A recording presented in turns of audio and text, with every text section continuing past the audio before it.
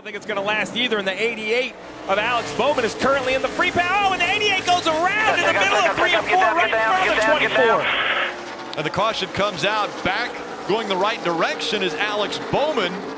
And there's just not enough space for everyone. The 88 goes in, and this is where the trouble starts. He forces the 3 up. The 3 makes contact with the 24. That is the damage for the left rear of the 24.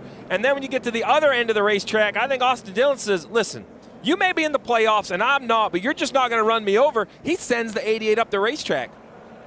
That was an aggressive move into turn 1 by Bowman. And look at the guy in the bottom, that bright yellow 22. We're hearing from NASCAR. Free pass, Joey Logano. This is under green. That's just Harvick makes the pass, slides up in front of Kenseth. Took the nose off of Kenseth's cars. He jacks him up going across there. Gets down into 3. He's able to get away from him here. Then the caution comes out. Yeah, that was everything that transpired between the two of them under green. And then Harvick was not happy with Kenseth because he pushed him across the short chute, so he turns him around. Kenseth comes back around to pick up the position where he was running. And he turns him around. So what's the score, Larry? Oh, I'm not sure on that one. We know it's at least 1-1. It's going to be Oval Office to Oval Office. It's be a big the line keeps getting longer there. Because in this, as in any other sport, there's no room for vigilante justice. Well, do you want to take a look at the replay? We got the replay right here. What do you see? That replay doesn't show anything. Okay, tell me how come. What really happened from your perspective then? I'm going down the straightaway as straight as I can be, and yeah, I guess I turned right across the nose of the 42 for nothing to do. Yeah, I wanted to wreck myself. No, actually, what happens is that nobody really understands in these things is the draft. When you're beside somebody like that, they can move you. They have control on your car, and he was too close to my side, and it started turning me sideways down the straightaway without even touching me, just like I did to Denny. You know, he started turning before I even got him, or the 6 in practice, but. You know, when you have no grip on these tires, I was 2 laps away from pitting on old tires, and you know, the thing just started rear steering on me down the straightaway, and I had no control over it. I didn't turn across the nose of the 42. Why would I do that? I don't know. You'd have to ask him. I just gave him a lane to try to let him go on the outside because I knew he was going to have a run off the corner, and I got run in the back of and spun out down the back straightaway for absolutely no reason, and it was, you know, a pretty stupid move on his part, and obviously I'm sure these guys that he's going to be working with next year don't really appreciate this because they've got a championship they can win this year and he doesn't. So, you know, I don't know what what he was thinking really or what the problem was, but just is very, very unfortunate for all these Kellogg's CarQuest boys, and the guys do such a great job. We had an awesome car. I thought it was going to be a car that was going to be a top 3 definitely, if not maybe a winning car. Just cruising there, riding around, minding my own business on the bottom, and just got run over.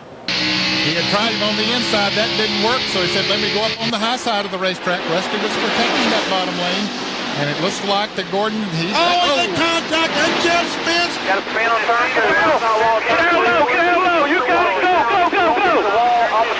Don't let the 23 on the bottom. A lot of smoke, everybody checking out. Well, Jeff Gordon walks back to his truck in the Winston Cup garage. Obviously, Jeff, very emotional. What happened, Jeff? Well, it's pretty obvious. You tell me. You know, you got it on video. I think it's pretty simple. You know, I had the position on him. He just drove into the left rear. I don't know what happened. And we've got just 2 laps. Gordon got a terrible restart. I believe he spun the tires when he took off. Rusty Wallace pulls to the inside. That 2-car Steve Busch coming. He carries him all the way up. Whoa! Right there. Wrecking down the front. They stay green. Todd Bodine got spun, but we keep going. We're under green with 1 lap to go, and they come back. Look at Rusty all over the rear bumper, that 24 car. This is after the race. And he gives him a little tap. Oh, he brake checked him. And Jeff's arms out the window. And there's Rusty's response. Steve?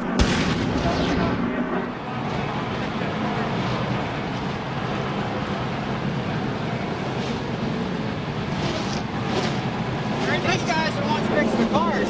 We don't need to fucking up. Hey, I hadn't seen anything. Rusty, what'd you say to Jeff? Get out of here. What did I say to Jeff? What's that mean? Just now. Talking to Jeff Gordon. Well, I had a great race today. I led the most laps. We finished third, and we gained a lot of points on Jarrett, and that was a big thing for me today. I was real happy with the car. And, man, I tell you, it got too loose at the very end there, and I fell from the lead to third. Not much I could do about it. Well, most of the cars have a reserve fuel switch in it, so the guys know about a lap ahead of time when it's going to run out, so they'll fill it sputter and fill that up. And Sorry, James. Kyle Busch almost saved it.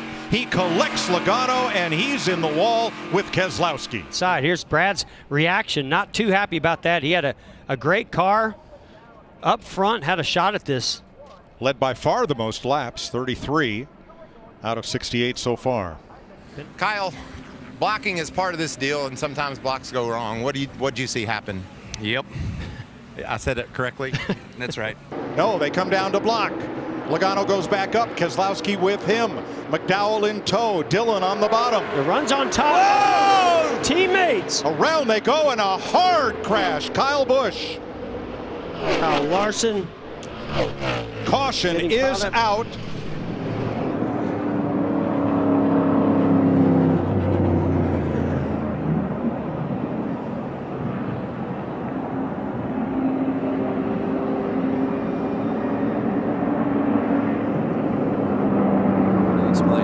Had a big run down the backstretch. Want to make the pass to win the Daytona 500, and it ended up really bad. I don't feel like I made a mistake, but I can't drive everybody else's car. So frustrating. The discount tire Ford was not the fastest, but Jeremy Bowman's whole team did a great job of keeping us in position. Right then, we were in position. It's exactly where I want to be, running second on the last lap at Daytona with this package, and had to run, made the move, and it didn't work out.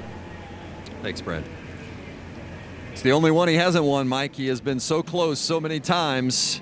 It's the one big one that he hasn't gotten, and you could see the frustration not getting it tonight. I'm telling you, Brooks Schrader is running. Spencer spins and backs her in the wall. Jimmy Spencer's quest for his first win, and he was Mark Richardson, partner in the Carolina Panthers, the 29th, I should say, NFL franchise. Let's go to Jerry Punch. And we should be seeing pit stops as Ernie Irvan leads the parade down pit road. He is the first car to come down at 35 miles an hour. One car spins, and apparently Jimmy Spencer retaliated a little bit with Kenny Schrader. As Schrader's car gets spun sideways, Spencer brings the mangled McDonald's Ford down pit road. I'm sure NASCAR will take a long, stiff, hard look at that as the car number 28 now getting left side tires. Benny, what did you say about how well Ken Schrader's day was going? I shouldn't have ever said anything, and he is hot. Yeah. He is hot. This happened just a moment ago. Now, Schrader's had 700 starts. Is he going to? No, he's not going to throw his helmet. No, you know why? Because he has to pay for it. Yeah, he has to pay for those paint jobs. But he's going to tell somebody just how angry he is. I believe he's going to be he's got a weapon. Oh, wow. He's got a bumper bar. Maybe he's just going to pick it up and walk across the track. Maybe that's the deal. Yeah, I guess he is. I bet he's going to leave it somewhere. Yeah, he's going to leave it in a certain pit. His. And here we go. It's a shootout. 4 to go. There goes Wallace around as he is hit with the 11. More contact as the 11 gets tagged by the 88. And we have carnage in turn number 2.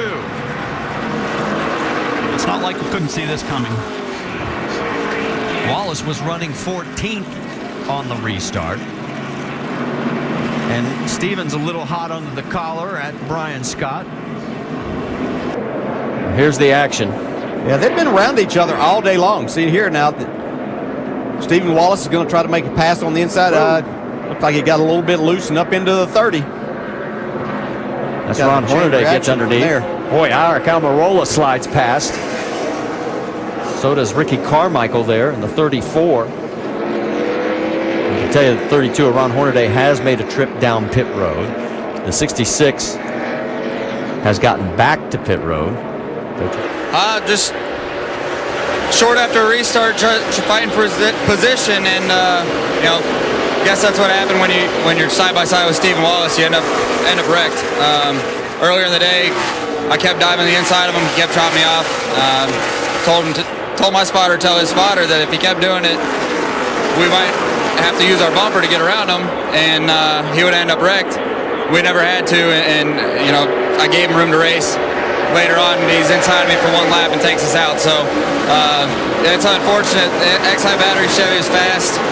Probably had a top 10 day going, but and the track is starting to widen out. You can run 2x2 if you give each other the space to race side by side. But you know, he doesn't give anybody any space.